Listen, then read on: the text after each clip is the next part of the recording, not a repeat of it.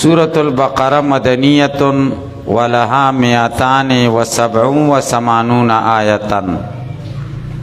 سورة بقرة مدنی سورت او دے کے 280 آیتون دی. الف لام میم وسائر الالفاظ التي يتهجأ بها اسماء مسمياتها الحروف التي ركبت منها الكلم. علامہ بیضاوی رحمہ اللہ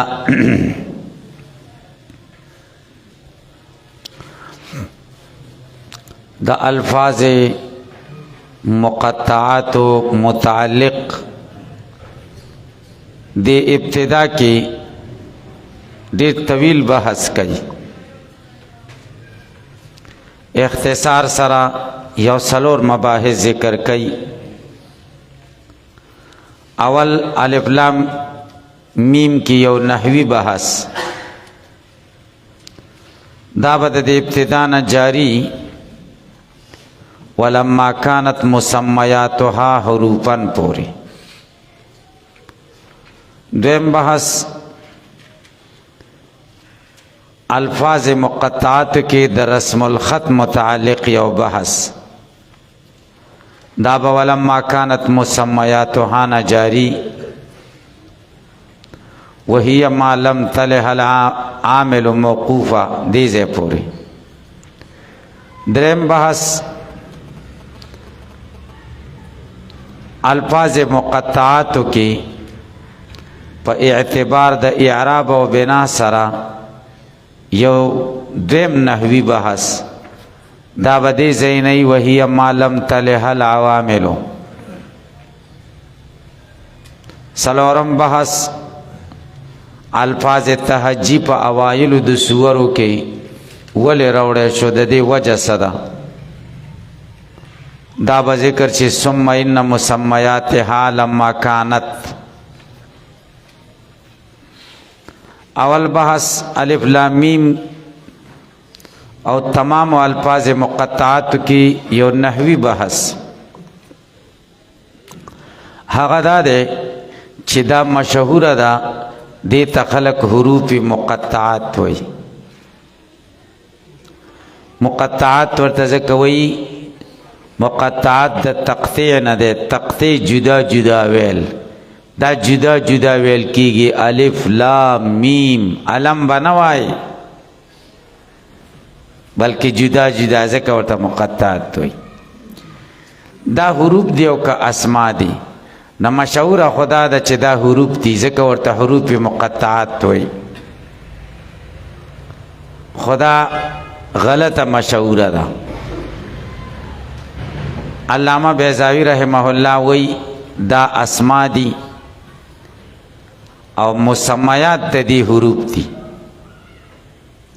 پدے یو دعوک دی او پدے دعوی بدری دلیلون قائم کی.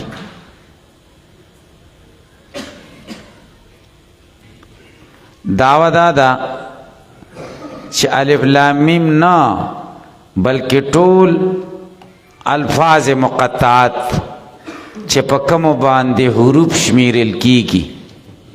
حروف تہجی ورتوئی الفاظ تہجی تہجی شمیرلو توئی یعنی دا حروف چھ پہ شمیرل کی گی منگا چھ معشومان لوئی الف با تا دا خوز با تا ساو جیم دے زمانگا پا وقت کے بغدادی قیدہ وا پاگی وقت کی با الف بے تے سی جیمو علیکہ پہ پوچھ چاہیے نہ دا حروف پہ شمیرل کی گی ذکر ورطا تہجی ہوئی. نو دعوی دادا چی دا الفاظ مقطعات یا الفاظ تہجی طول پٹول اسما دی او دا چی دا سنمون دی حقا مسمائی حروف دی. لکه یو الف دے دا اسم دے الف او دا الف مسمى سشے دے حقا الف دے چی پا بورڈ تاولی کا په بوټ خو الف نه لیکي کنه، په بوټ خو کوتک لیکي. با دای اسم شو، مسما شی ده چې په بوټ ته کشته غونتی لیکي. جیم دا خو اسم شو، مسما شی ده په بوټ د چې چترای غونتی ولیکله. الکه به پوه شي کې به پوه نشي.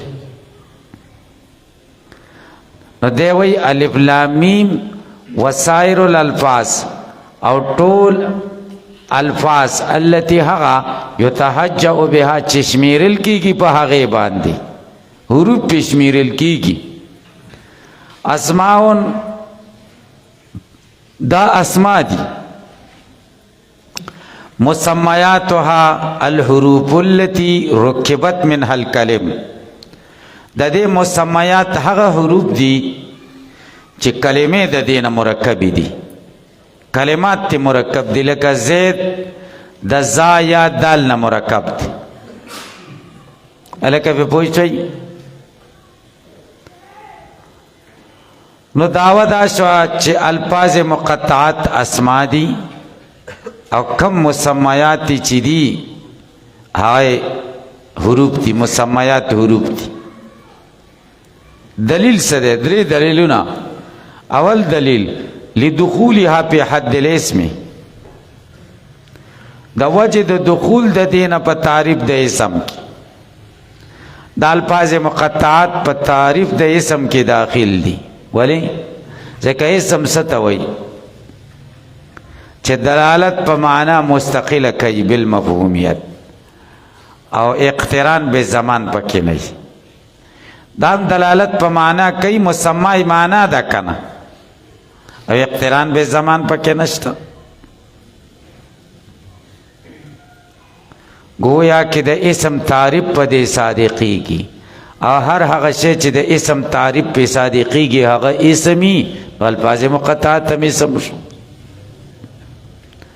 دویم دلیل و اعتبار ما یختص به، یو د بل پسې راځي هغه څه چې خاص دي د دې اسم پورې، من تعریف شو، تنکیر شو، جمع شو، تصغیر شو و نحو ذلك.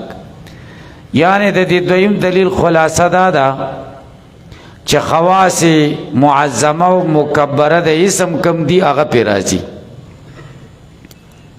هر هغه الفاظ چې خواص د اسم پکې راځي هغه اسمائی، نو دا اسما شو. الکه تاسو په پوه شئ. تعریف پکې راځي الالف، تنکیر پکې راځي الفون، جمع پکې راځي الفونا، او تصغیرم پکې راځي وغیرہ. دا نو ټول سیزونه اضافت هم پکې راځي. دریم دلیل دا اوس ناشنا خبره ده چې ټول عمر ورته منګه حروف وایو او اوس ورته اسماء ته وړو چې نه دا حروف نه دي اسماء دي. نو داسې ناشنا خبره ککې هغه که ډېره رښتونې او حق خبره مې څوک نه مني، نو بیا به د یو مشر حواله ورکې پلانکي مولوي صاحب دا خبره کړې ده، نو بیا خلک مني. تاسو په پوهېږئ که د تقلید زمانه ده، خلک خبرې له نه ګوري، چا له ګوري، قایل له ګوري چې چا ویلې ده. هلکه پې پوه شئ. ورکوټه مولای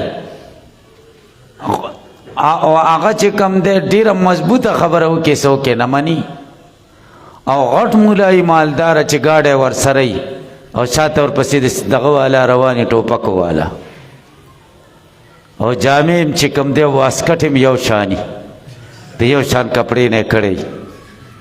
تاسو پې پوه شئ که نه پې پوهېږئ. او په اوړي کې قیمتي د کاټن جوړه اچولي. تاسو پې پوه شئ. نو د هغه مولا خبره خلک مني. اگر که موضوعي د روایت ذکر کې خلک ورته جاړي، د سیده که نه ده لکه نو دا ډېره قیمتي خبره وکړه او ډېره د رښتیا خبره ده، خو دی وایي تاسو بیا نه منئ، نو په مشر حواله ورکوي خلیل او ابو علي باندې. ګورئ وبه صرح الخلیل و ابو علي، او په دې خلیل او ابو علي م تصریح کړی، د هغې ورته اسما وایي او مسمیاتو ته څه وایي حروف ورته وایي. هلکه تاسو پې پوه شئ.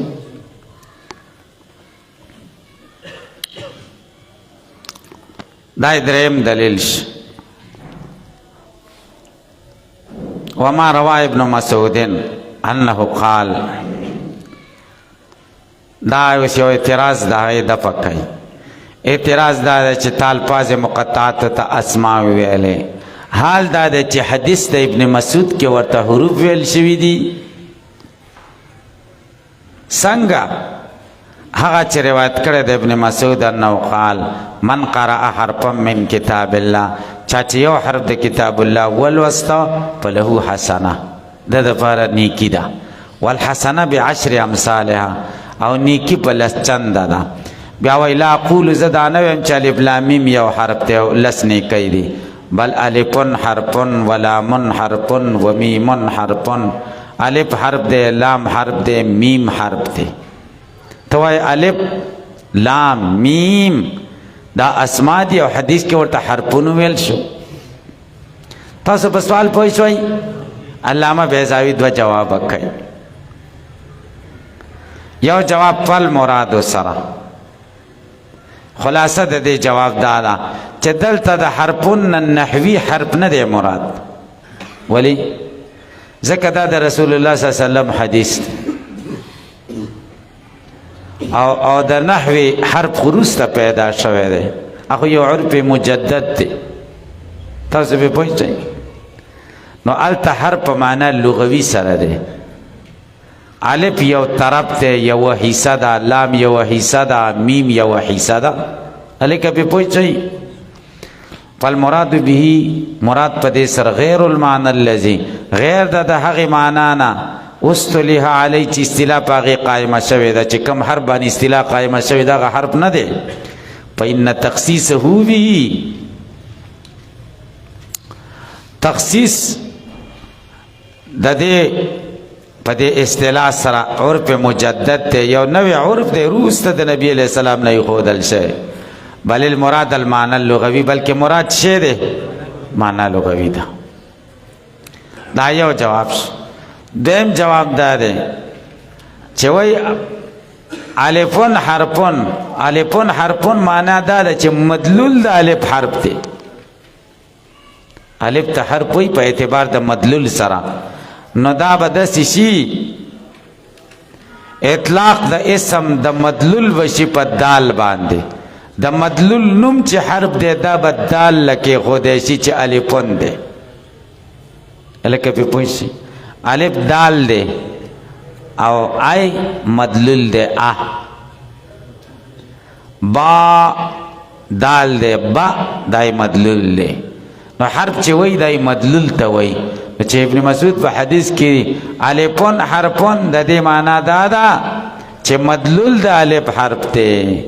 ولعله سماه، شاید چې نوم یې پې د حرف ایښی باسم مدلوله، په نوم د مدلول سره.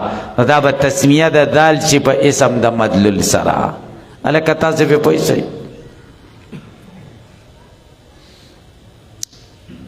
ولما كانت مسمياتها، دا د رسم الخط بحث کوي.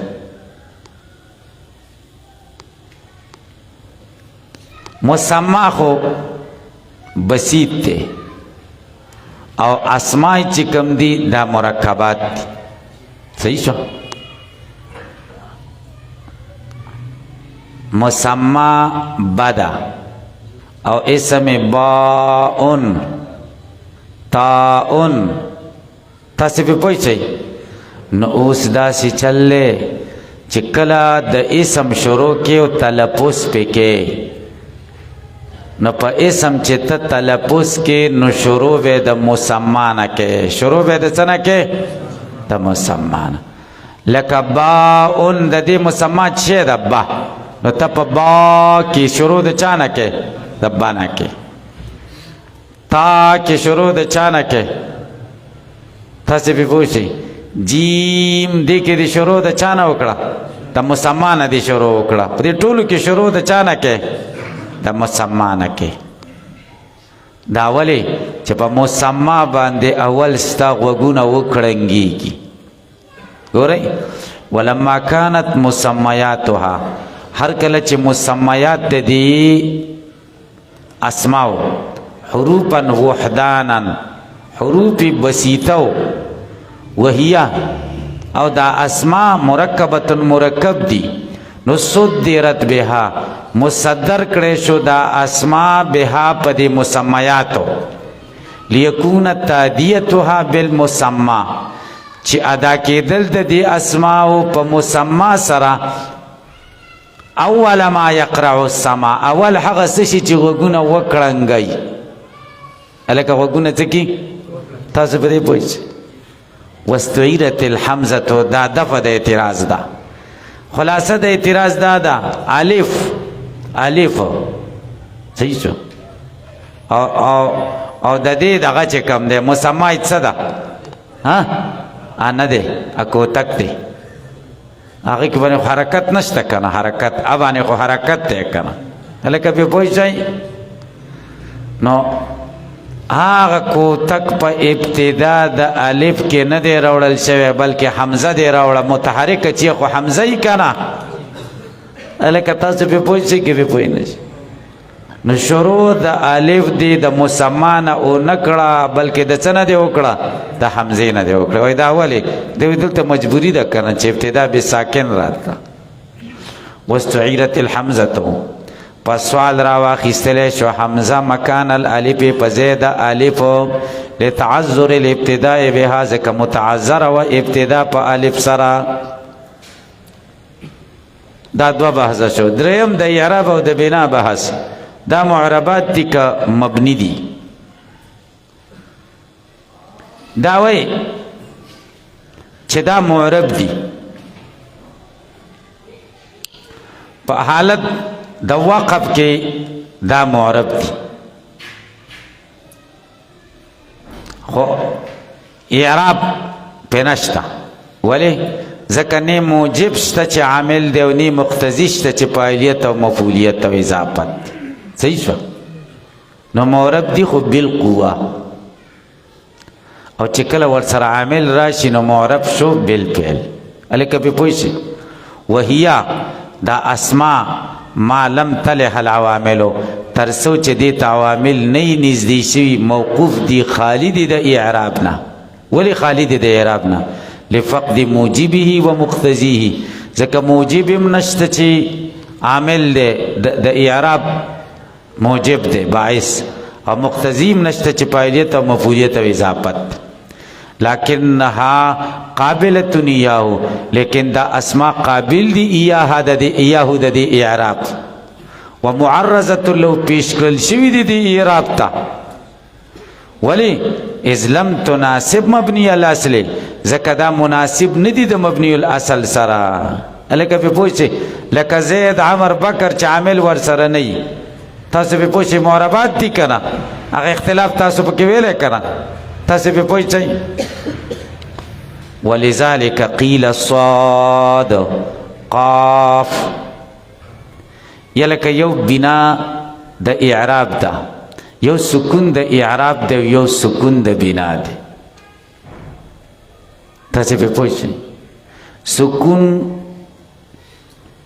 د بنا چې ده د اصلي ده او سکون د اعراب چې ده د عارضي ده الکه تاسو په دې خبره پوښتنه نو په اعراب کې سکون عارضی دی نو اجتماع د ساکنین راتلی شي ځکه سکون عارضی دی کنه اصلي خو نه دی او په بنا کې التقاء د ساکنین نشي اجتماع د دوه ساکن نشي راتلی ولې ځکه هلته دواړه څه دي اصلي دي جدایي پکې نه راځي هلکه پې پوه شي اوس اینا